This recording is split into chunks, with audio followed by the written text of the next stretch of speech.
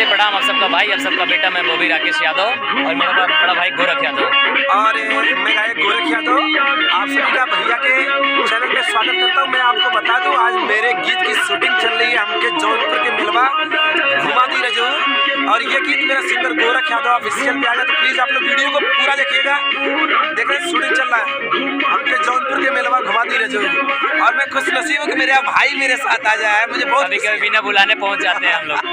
इनके घर पहुंचे, पहले दही खाए हैं, चीनी खाए हैं, उसके बाद शूटिंग करवा के अब हम लोग निकलेंगे कार्यक्रम के लिए बनारस। अभी रात हो जाएगा और गाना बड़ा ही सुंदर है। ये सिंगर गोरख यादव ऑफिशियल पे आएगा, तो आप लोग वीडियो को पूरा देखिएगा, अभी बहुत मजा आने वाला है। थैंक यू आप सब, और आप सबका आशीर्वाद प्यार मिलता रहे उन दोनों बच्चों को भी, और हमारे कैमरामैन भाई भी हैं गोरख यादव, और प्यार आशीर्वाद आप लोग लुटाइएगा। सब्सक्राइब करिए, शेयर करिए, थैंक यू। और लो इनसे बात करो, ये मेरा भाई है।